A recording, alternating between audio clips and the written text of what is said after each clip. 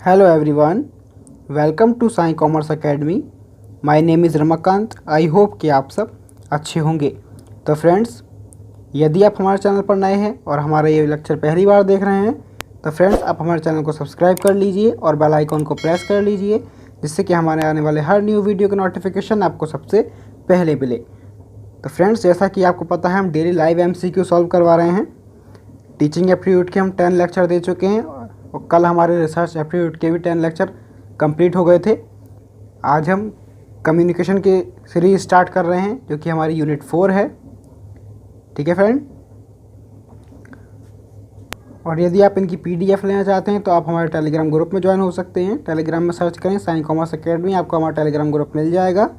यही लोगो लगा है जो कि हमारे यूट्यूब चैनल का है। ठीक है फ्रेंड्स, आइए फ्रेंड लेक्चर स्टार्ट करते हैं। और लेक्चर स्टार्ट करने से पहले आपको बता दूं फ्रेंड, आप इस लेक्चर को एक टेस्ट के रूप में लीजिएगा, अपने आंसर लगाते रहिए और लास्ट में कमेंट बॉक्स में हमें ज़रूर बताना कि आपके कितने क्वेश्चन सही हुए, ताकि हमें मालूम पड़े कि आपकी प्रिपरेशन कैसी चल रही है। और फ्रेंड्स, जैसे कि हमने आपको कल पोल दिया था रिसर्च एप्टीट्यूड के थ्योरी लेक्चर के ऊपर, तो ऑलमोस्ट सभी स्टूडेंट्स ने कहा है कि हमें थ्योरी लेक्चर चाहिए रिसर्च एप्टीट्यूड के। तो फ्रेंड्स, आपको रिसर्च एप्टीट्यूड के लेक्चर आज से प्रोवाइड कर दिए जाएंगे धीरे धीरे।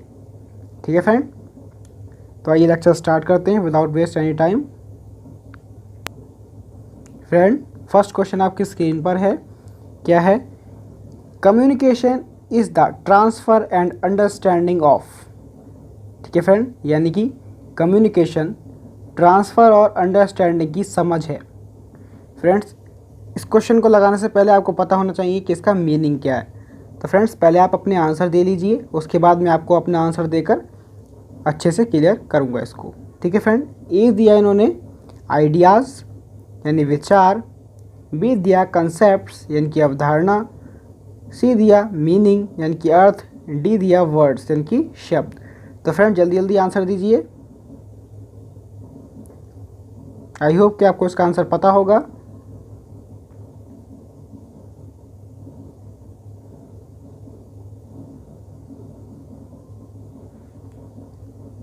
आइए फ्रेंड्स, मैं अपना आंसर देता हूँ। फर्स्ट का आंसर है ए। क्या है फ्रेंड? आइडिया। आइए फ्रेंड्स, थोड़ा सा कम्युनिकेशन के बारे में जानते हैं क्या होता है ये। मीनिंग हम छोटा सा ले आएँ, ज़्यादा बड़ा नहीं लाएँ, अलग से आपको बता दूंगा। क्या है? द एक्ट ऑफ शेयरिंग और exchanging information, ideas and feeling. ठीक है फ्रेंड, यानी कि सूचनाओं, विचारों और भावनाओं के आदान प्रदान की जो प्रक्रिया है क्या कहलाती है? संचार कहलाती है। ठीक है फ्रेंड, कम्युनिकेशन कहलाती है। और आपकी नॉलेज के लिए बता दें, वैसे प्रीवियस ईयर क्वेश्चन में पूछ लिया गया है ये कम्युनिकेशन जो वर्ड है वो उसका ओरिजिन कैसे हुआ, मतलब किस वर्ड से हुआ है। तो आपको बता दें कि लैटिन भाषा के कम्युनिस कम्युनिकेयर शब्द से हुआ है। 2012 में भी ये क्वेश्चन पूछ लिया गया है। ठीक है फ्रेंड, ध्यान से पढ़िएगा। और आइए एक आध डेफिनेशन और पढ़ते हैं। ऑक्सफोर्ड डिक्शनरी के अनुसार बताया गया कि विचारों, जानकारी इत्यादि का विनिमय किसी और तक पहुंचाना या बांटना, चाहे वे कैसा हो, लिखित हो, रिटन में हो, चाहे ओरल हो, चाहे सिंबल में हो, क्या कहलाता है? कम्युनिकेशन कहलाता है। क्या कहलाता है? संचार कहलाता है। ठीक है फ्रेंड, और इसमें जो है फीडबैक का होना बहुत ही ज़रूरी है। बिना फीडबैक के ये प्रभावी नहीं माना जाता। इफ़ेक्टिव कम्युनिकेशन के लिए चाहिए कि उसमें फीडबैक जरूर होनी चाहिए। ठीक है फ्रेंड, आई होप कि आपको क्लियर हुआ होगा फ्रेंड्स। आइए नेक्स्ट क्वेश्चन पर बढ़ते हैं।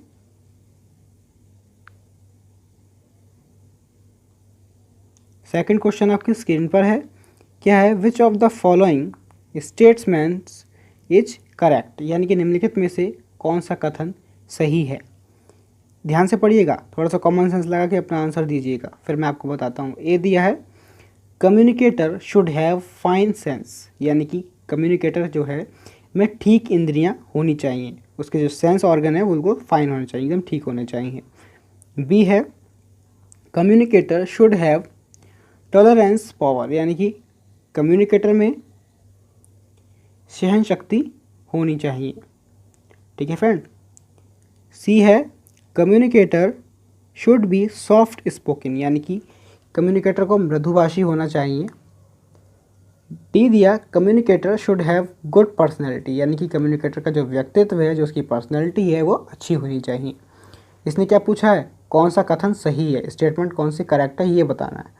तो फ्रेंड्स जल्दी जल्दी आंसर बताइए, आपका क्या आंसर है, फिर मैं बताता हूँ। आई होप कि आपको इसका आंसर पता होगा।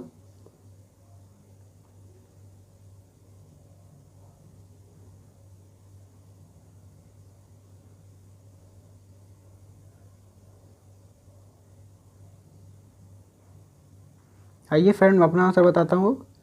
सेकंड का आंसर है ए। क्या है, communicator should have fine sense. ऐसा क्यों हुआ, क्योंकि इन्होंने कहा कि कम्युनिकेटर जो उसकी इंद्रियां हैं, जो उसके सेंस है, वो फाइन होने चाहिए।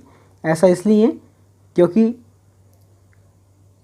जो भी मैसेज आता है ना, उसमें जो फीडबैक दी जाती है वो कब दे सकता है, जब वो उस मैसेज को अच्छे से समझ सके कि जो सेंडर है उसने क्या मैसेज भेजा है, उसको अच्छे से रिसीव कर पाएगा, अपने सेंस ऑर्गन्स से उसको समझ पाएगा मैसेज को, तभी तो फीडबैक दे पाएगा, तभी वो इफ़ेक्टिव कम्युनिकेशन होगा।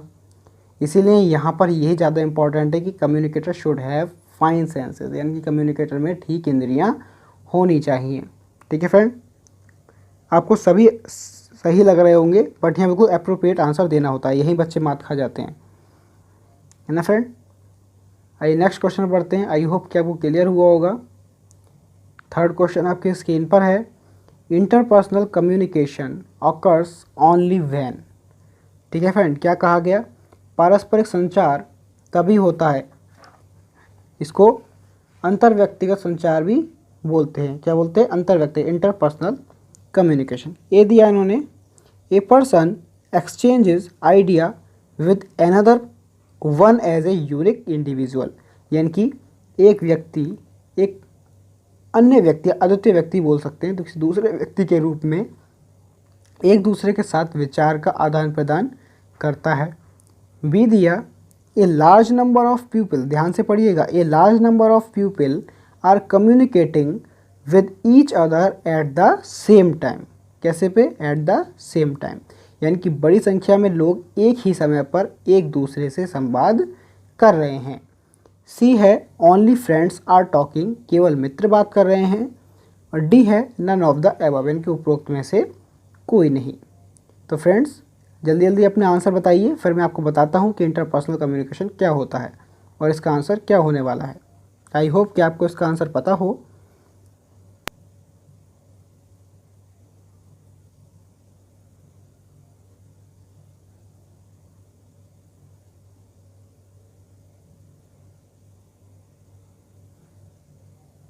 आइए फ्रेंड मैं अपना आंसर देता हूँ।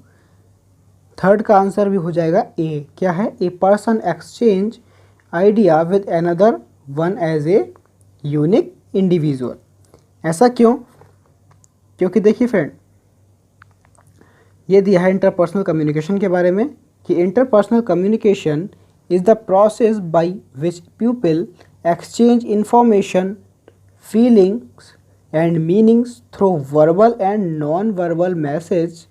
It is face-to-face communication, यानी कि पारस्परिक संचार या अंतर्व्यक्तिक संचार वह प्रक्रिया है जिसके द्वारा लोग मौखिक या गैर मौखिक, वर्बल या नॉन वर्बल संदेशों के माध्यम से सूचनाओं, भावनाओं और अर्थ का आदान प्रदान करते हैं। और यह फेस टू फेस कम्युनिकेशन, यानी कि यह आमने सामने का संचार है। ठीक है फ्रेंड, और क्या है कि ये जो है ये टू वे प्रोसेस है। कैसा प्रोसेस है, टू वे प्रोसेस। जो हमारा इंटरपर्सनल कम्युनिकेशन है वो हमारा टू वे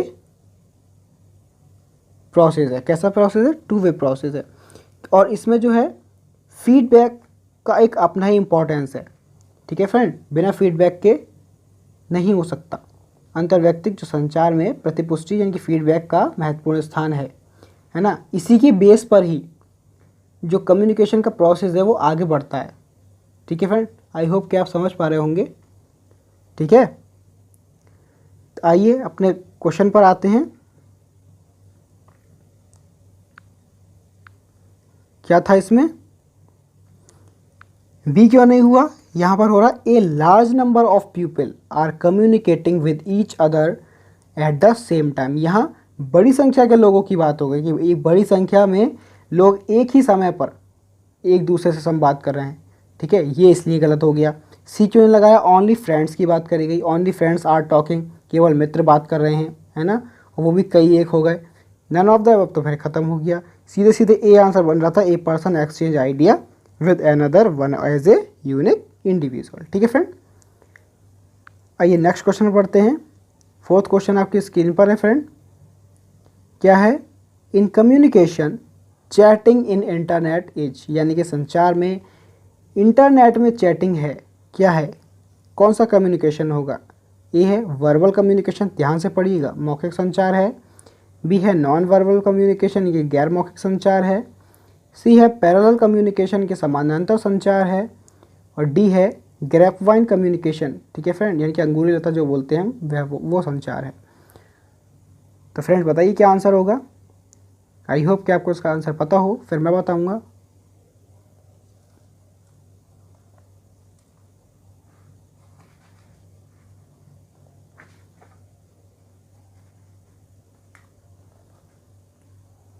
आइए फ्रेंड मैं अपना आंसर बताता हूँ।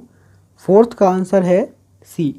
कैसा है, पैरेलल कम्युनिकेशन, समानांतर संचार।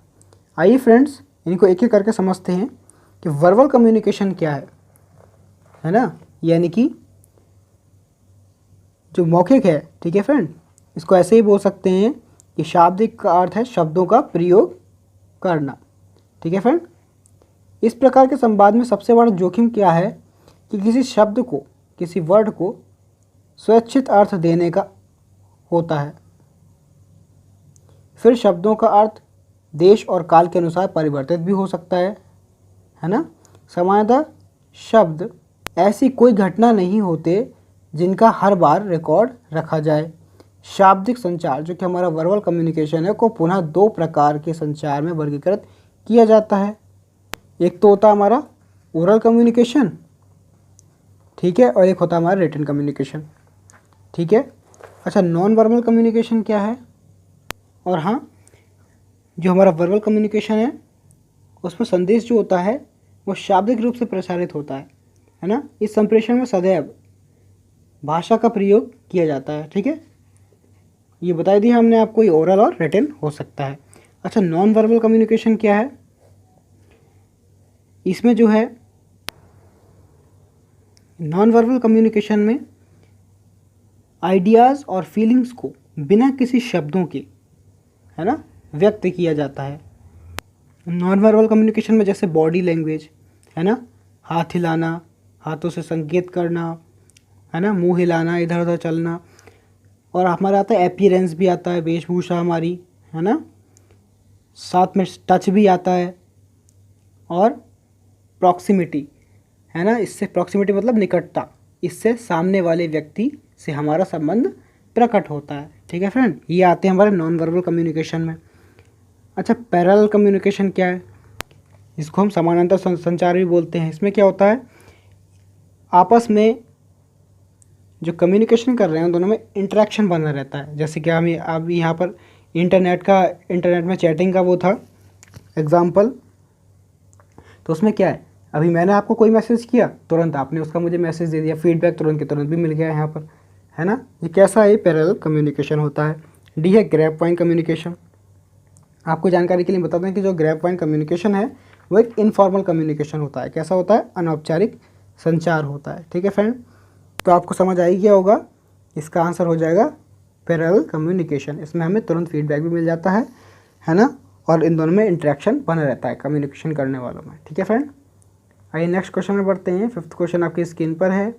Disturbances that interfere with the transmission received और feedback of a message are called, यानी कि संदेश के हस्तांतरण, प्राप्ति या प्रतिपुष्टि, जिसे हम फीडबैक बोलते हैं, में जो बाधा हस्तक्षेप करती है उसे कहा जाता है। ए फीडबैक कहा जाता है, बी है फीड फॉरवर्ड कहा जाता है, सी है चैनल कहा जाता है? डी है नॉइस। ये तो आपको पता ही होगा, बिल्कुल सिंपल सा क्वेश्चन है ये। और फ्रेंड ये प्रीवियस ईयर क्वेश्चन में आया हुआ है, तभी मैं ले आया। जल्दी जल्दी आंसर दीजिए। आई होप कि आपको इसका आंसर पता होगा।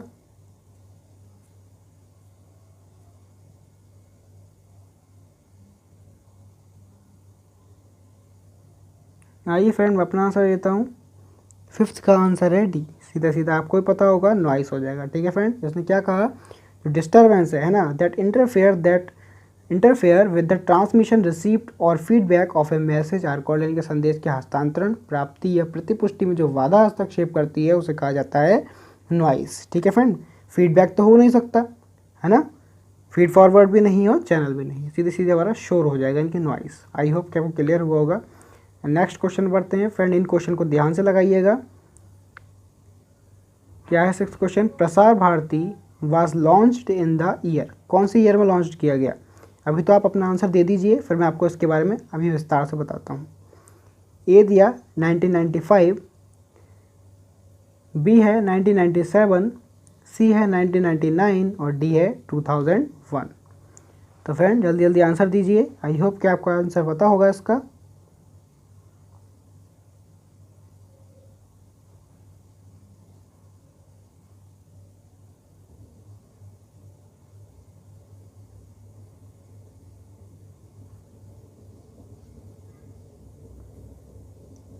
आइए फ्रेंड, मैं अपना आंसर देता हूँ। 6th का आंसर है बी 1997। ठीक है फ्रेंड, अब कैसे है वो आगे हम बात करते हैं, फिर चर्चा कर लेते हैं थोड़ी सी। क्या कहा, ध्यान से पढ़िएगा। और फ्रेंड इनको आप स्क्रीनशॉट ले लीजिएगा या उतार लीजिएगा जहाँ पर आप अपने नोट्स बना रहे हैं। ठीक है फ्रेंड्स, बहुत ही इंपॉर्टेंट है फ्रेंड ये। क्या कहा गया? Prasar Bharati also known as broadcasting corporation of India, यानी कि ब्रॉडकास्टिंग कॉरपोरेशन ऑफ इंडिया के नाम से भी जानते हैं। ठीक है friend, Prasar Bharati is a public broadcasting institution in India, यानी कि प्रसार भारती जो है भारत की एक सार्वजनिक प्रसारण संस्था है। सबसे पहले आपको ये पता होना चाहिए कौन सी संस्था है ये, पब्लिक ब्रॉडकास्टिंग इंस्टीट्यूशन है। ठीक है फ्रेंड, आगे पढ़ते हैं। It mainly consist of Doordarshan, कैसा? दूरदर्शन एंड AIR बोलते हो ऑल इंडिया रेडियो, जिसको हम आकाशवाणी बोलते हैं। ठीक है, इसमें मुख्य रूप से दूरदर्शन एवं आकाशवाणी शामिल हैं। कौन कौन शामिल है ये आपको पता होना चाहिए। दूरदर्शन और आकाशवाणी शामिल है, पूछ लिया जाता है कौन कौन इंक्लूडेड है। ठीक है फ्रेंड, कौन कौन कंसिस्ट है इससे। आगे क्या है? प्रसार भारती वाज फॉर्म्ड ऑन, आ गया 23 नवंबर 1997 after much debate in parliament on the issue of giving autonomy to government broadcasting institutions on broadcasting issues, यानी कि प्रसार भारती का जो गठन है वो कब हुआ आपने बता दिया आपको, 1997 में हुआ था। और डेट भी ध्यान रख लीजिएगा, 23 नवंबर 1997 में प्रसारण संबंधी मुद्दों पर सरकारी प्रसारण संस्थाओं को स्वायत्तता देने के मुद्दे पर संसद में काफ़ी बहस के बाद किया गया था। ठीक है friend, the parliament passed on an act in this regard in 1990 but it was finally implemented on 15 सितंबर 1997। ठीक है फ्रेंड, यानी कि 1990 में एक अधिनियम पारित किया गया, लेकिन इसे अंततः 15 सितंबर 1997 को लागू किया गया। ठीक है फ्रेंड, आई होप कि आपको क्लियर हुआ होगा। ध्यान से पढ़ लीजिएगा फ्रेंड। आइए नेक्स्ट क्वेश्चन पर बढ़ते हैं। 7th क्वेश्चन आपकी स्क्रीन पर है। यह है साइट से, साइट स्टैंड फॉर। अभी आप इसकी फुल फॉर्म बताइए, फिर आपको इसके बारे में भी मैं विस्तार से बताता हूँ। ए में दिया है system for international technology and engineering. ठीक है, साइट दिया ना SITE, तो इसमें क्या एस से इसने बोला सिस्टम, फॉर, आई से इंटरनेशनल, टी से टेक्नोलॉजी एंड ई से इंजीनियरिंग। या बी में बताया गया एस से सैटेलाइट, आई से इंस्ट्रक्शनल, टी से टेलीविज़न, ई से एक्सपेरिमेंट। सी में बताया गया south Indian trade state, D दिया गया state institute of technology and engineering. तो फ्रेंड आई होप कि आपको पता होगा, जल्दी से बताइए, फिर मैं आपको इसके बारे में बताता हूँ। जल्दी जल्दी अपना आंसर दीजिए, आई होप कि आपको इसका आंसर पता होगा।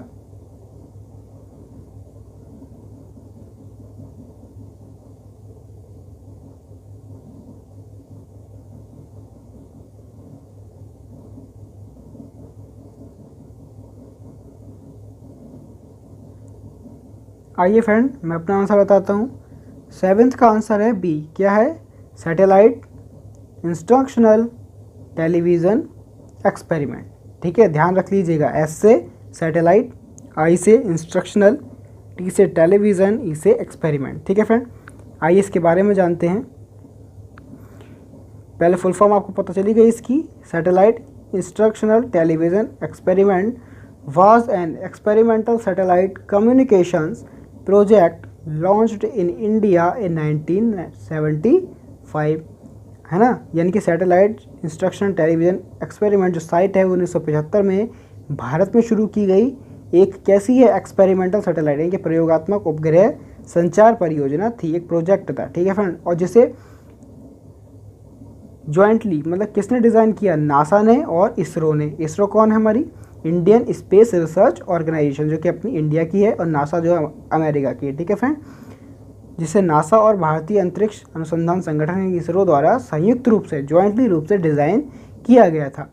The project made valuable informational television programmes to rural India. ठीक है फ्रेंड, यानी कि परियोजना ने ग्रामीण भारत को, जो कि रूरल इंडिया को सूचनात्मक टेलीविज़न कार्यक्रम उपलब्ध कराए। द मेन ऑब्जेक्टिव्स, फ्रेंड कोई भी चीज़ हो आपको उसका बिल्कुल ऑब्जेक्टिव तो क्लियर होना ही चाहिए। क्या कहा गया इसमें? The main objectives of the experiment were to educate the financially backward and academically illiterate people of India on various issues via satellite broadcasting, and also to help India gain technical experience in the field of satellite communication। ठीक है friend, यानी कि प्रयोग का मुख्य उद्देश्य है भारत की आर्थिक रूप से पिछड़े, है ना, फाइनेंशियली बैकग्राउंड्स जो पिछड़े हुए हैं और अकादमिक रूप से एकेडमिकली निरक्षर लोगों को विभिन्न मुद्दों पर उपग्रह प्रसारण के माध्यम से क्या करना था? एजुकेट करना था, शिक्षित करना था। ठीक है फ्रेंड, और साथ ही भारत को उपग्रह संचार के क्षेत्र में टेक्निकल एक्सपीरियंस, है ना, यानी कि तकनीकी अनुभव प्राप्त करने में मदद करना था। और क्या है? यह प्रयोग जो है 1 अगस्त 1975 से 31 जुलाई 1976 तक 1 वर्ष तक चला। ये जो प्रोजेक्ट बनाया गया ये 1 वर्ष तक चला। आपको ध्यान रखना है कब से कब तक? 1 अगस्त 1975 से 31 जुलाई 1976 तक। ठीक है फ्रेंड, आई होप कि आपको क्लियर हो गया होगा। फ्रेंड इसका भी स्क्रीनशॉट ले लीजिएगा और अपने नोट्स में मेंशन कर लीजिएगा। आइए नेक्स्ट क्वेश्चन पर बढ़ते हैं फ्रेंड। 8th क्वेश्चन आपकी स्क्रीन पर है फ्रेंड, ये मैचिंग से क्वेश्चन है। क्या है? एक तरफ दिया गया है डिस्टिंग्विश लेडीज़ और लिस्ट 2 में है एरिया ऑफ वर्क, मतलब किस वर्क से जुड़ी हुई हैं वो। ए है जुम्फा लाहिरी। ठीक है फ्रेंड, ये किससे जुड़ी हैं? बी है बरखा दत्त, सी है अर्पणा सेन, डी है स्मिता पाटिल। जर्नलिस्ट दिया गया है, नॉवेल राइटिंग है, फिल्म एक्ट्रेस है और फिल्म डायरेक्टर है। तो फ्रेंड्स बताइए, कोड आपके स्क्रीन पर हैं, फिर मैं आपको बताता हूँ।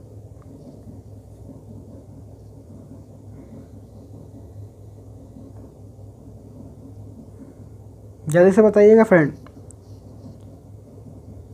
क्या आंसर हो सकता है इसका?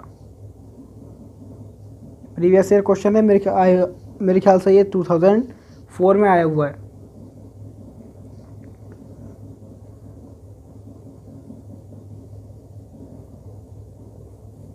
आइए फ्रेंड मैं अपना आंसर बताता हूँ। 8th का आंसर है बी। ठीक है, आइए कोड को मैच करके देखते हैं। इसमें ए का दिया है सेकंड, ठीक है, यानी कि जुम्फा लाहिरी जो हैं नोबेल राइटिंग से जुड़ी हुई हैं, ठीक है। बी है, बी का दिया फर्स्ट, यानी कि बरखा दत्त जो है वो एक जर्नलिस्ट हैं। सी है अर्पणा सेन, वो हमारा हो रहा है फोर्थ, अर्पणा सेन जो है फिल्म डायरेक्टर हैं। और डी का हो रहा है थर्ड, यानी कि स्मिता पाटिल जो है वो फिल्म एक्ट्रेस हैं, ठीक है फ्रेंड। आई होप कि आप क्लियर हुआ होगा। आइए इसके बारे में और थोड़ी जानकारी ले लेते हैं।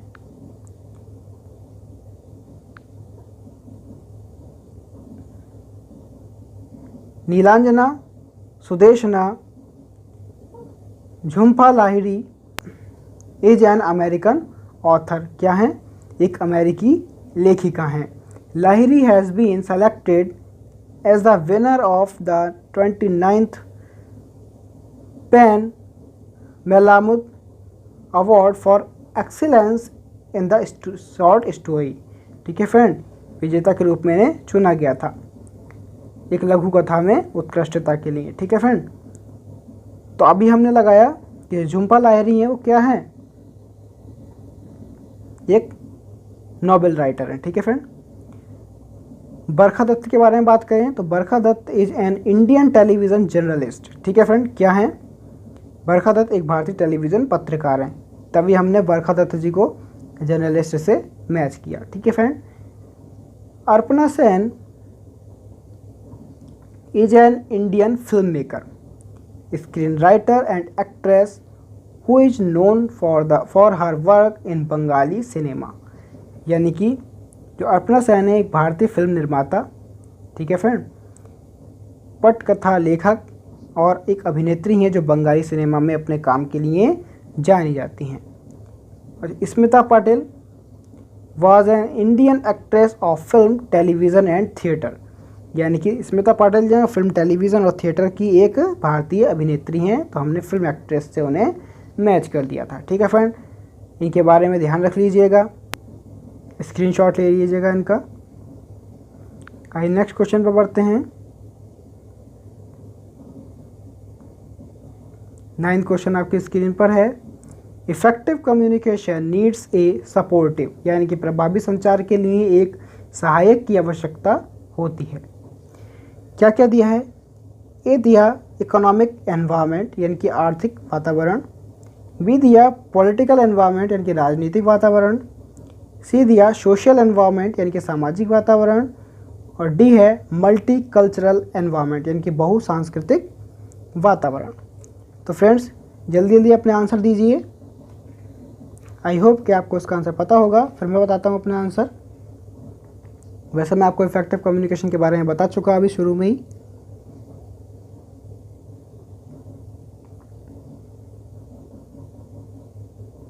जल्दी बताइए फ्रेंड्स।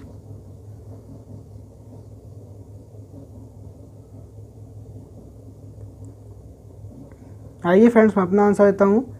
9th का आंसर है सी, ठीक है फ्रेंड, कैसा, social environment. Effective communication needs a supportive social environment, यानी प्रभावी संचार के लिए एक सहायक की आवश्यकता होती है, सामाजिक वातावरण, ठीक है फ्रेंड। आइए जानते हैं इफेक्टिव कम्युनिकेशन क्या है। जैसे कि हमने आपको बता दिया कि एक 2 वे प्रोसेस होता है ना, और कि कब इफेक्टिव होता है, जब इसमें फीडबैक दी जाती है ना। और दूसरी बात, ये तभी इफेक्टिव माना जाता है जब संदेश भेजने वाले की, यानी कि जो मैसेज भेज रहा है उसकी बिल्कुल एक्यूरेट बात रिसीवर समझ जाए, है ना।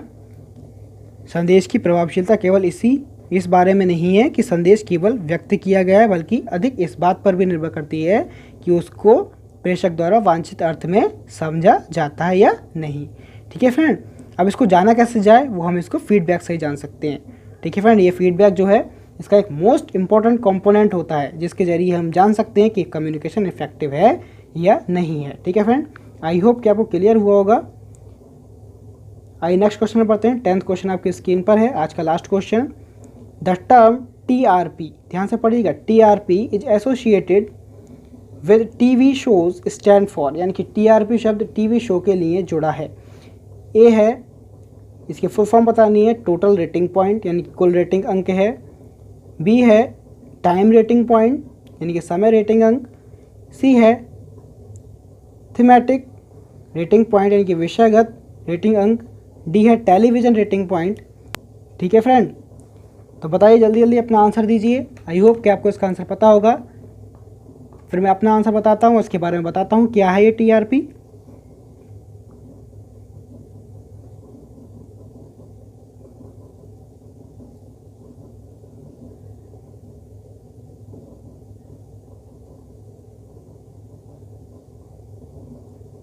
आइए फ्रेंड्स, मैं अपना आंसर देता हूँ। इसका आंसर है डी, टेलीविज़न रेटिंग पॉइंट। आइए इसके बारे में जानते हैं कि टेलीविज़न रेटिंग पॉइंट है is a tool provided to जज which programmes are viewed the most. यानी कि टेलीविज़न रेटिंग पॉइंट जो टीआरपी है एक उपकरण है जो न्यायाधीश जो हमें जस्टिस होता है को प्रदान किया जाता है कि कौन से कार्यक्रम सबसे अधिक देखे जा रहे हैं। जैसे आप देखते हैं टीवी पर भी कौन से शोज़ ज़्यादा चल रहे हैं, वही इस टेलीविज़न रेटिंग पॉइंट से मालूम होता है, टीआरपी से मालूम हो जाता है। ठीक है फ्रेंड, आई होप कि आपको क्लियर हुआ होगा। फ्रेंड, इसी तरह के डेली एमसीक्यू देखने के लिए आप हमारे चैनल को सब्सक्राइब कर लीजिए, और यदि आपको लेक्चर अच्छा लगा तो प्लीज़ लाइक कर दीजिए और शेयर कर दीजिए अपनी फ्रेंड सर्कल में, ताकि उनकी भी हेल्प हो सके। ठीक है friend, thanks for watching, have a nice day.